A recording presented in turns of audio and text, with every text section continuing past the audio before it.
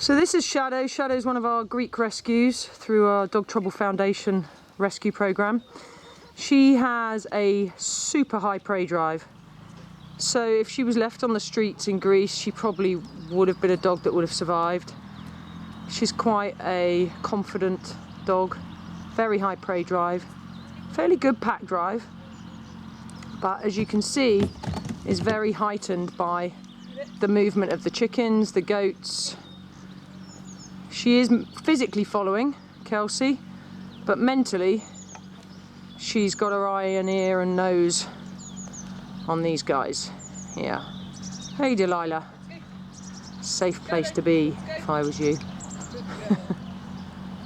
So what Kelsey's doing is just working her quite a distance away so that we can just work her out. So we're not taking her too close to the goats or the chickens to the point where she goes into what we call a red zone of prey drive and she can't hear you and won't respond to you. So we're just working her from a distance, seeing what her response is like to Kelsey, just recalling her.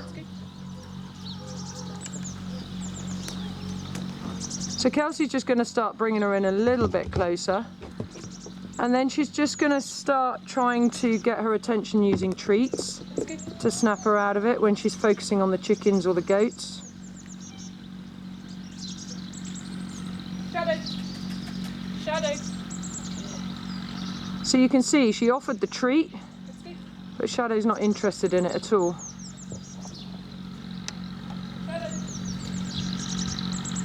So there's the treat, she took it that time, but look, she's right back on it. She's checking out where those chickens are. So dogs will either take the treat like she did, very quickly, and then they'll switch around and be back on focusing on whatever they're interested in very quickly. Or they won't take the treat because their mindset is so high in prey drive that they're not interested in a treat at all. You can see her ears are up. She's fairly focused, she's looking away occasionally. But as the chickens move,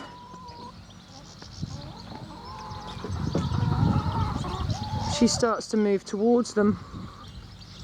So what we're looking for is for her to use her nose rather than her eyes. So dogs with a high prey drive will often either chase something that's moving, so they're very visually driven, or they will be heightened by scent. And Shadow is heightened by visual stimulus, so anything she sees.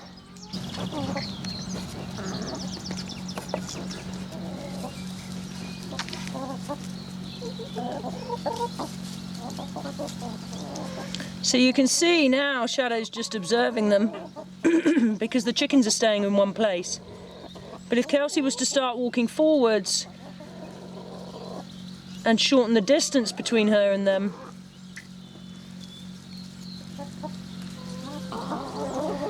and now if we create some movement in the chickens, Let's go. Shadow. Let's go. we'll see what happens.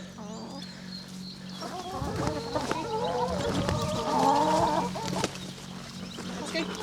Shadow. Let's go. So a lot of people struggle with this behaviour issue where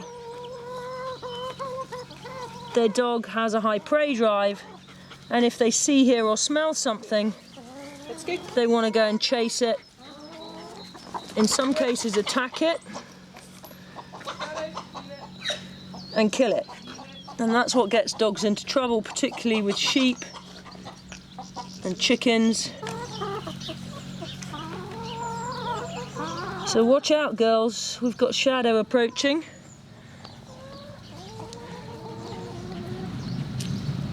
So distance is a huge factor when you're working with a dog and prey. So the closer you are to the prey, the more heightened they're going to get in that prey drive.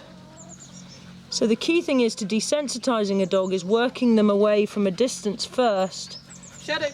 to the point where they're able to recall without too much of a struggle. So what Kelsey's going to do now is try and recall her with food and see if she'll take it. Shadow. So you can see her mindset is not with Kelsey. She's not in pack drive mentally. She's not taking the treat. Mentally, she's still in prey drive. So what we want is for her to be mentally and physically in pack drive, where she's turned, she's following Kelsey, and her focus is on Kelsey, not on the chickens or the goats. So Kelsey keeps offering the treat, and it has no effect whatsoever. And that's because she's in what we call a red zone. So we've started working Shadow on a remote training collar so that we can start correcting her out of prey drive and back into pack drive successfully. So now we're going to work Shadow towards the chickens and the goats, but I'm going to start recalling her using the remote collar. So as I approach, Shadow, let's go. I'm going to tap her on level 4.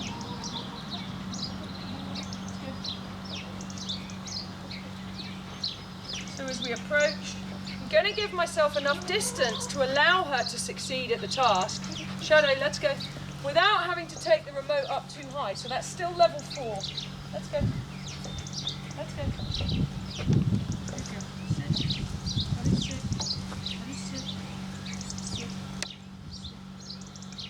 Good girl.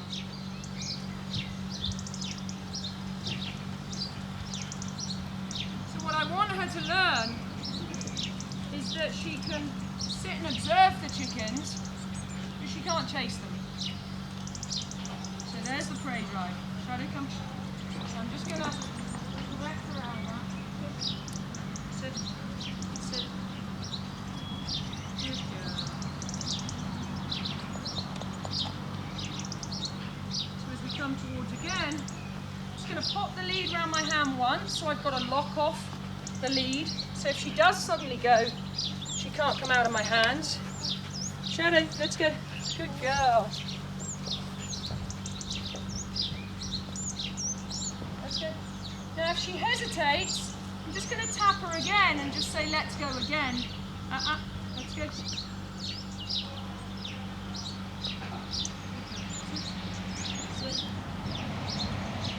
And then I'm just going to bring her back into pack drive, where she can feel relaxed, comfortable.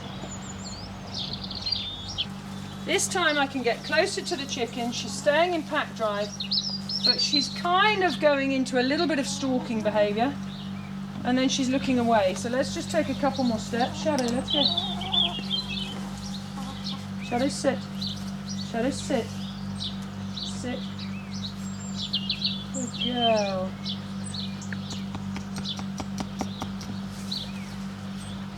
So you can desensitize dogs to prey, but you have to use the right tool to motivate them to recall to you, and that might be food with some dogs, it might be a toy. In some cases where dogs are not food driven, they're not driven by toys, to motivate them to snap out of prey drive, I use remote training collars. And they're not cruel to dogs if you use them in the right way. It's like any tool that you buy. So she's working really low. She's on level 4, and this goes from 1 to 100, and you'll feel it on your hand at about 15. So all I'm doing is setting her up to succeed by teaching her what response I expect when she feels the stimulus. So the response is, I want you to stop zoning in, chasing, barking, reacting, and I want you to turn and recall with me back to where we're safe. So by teaching her that, it enables her to learn how to live with this species as one, rather than want to kill them.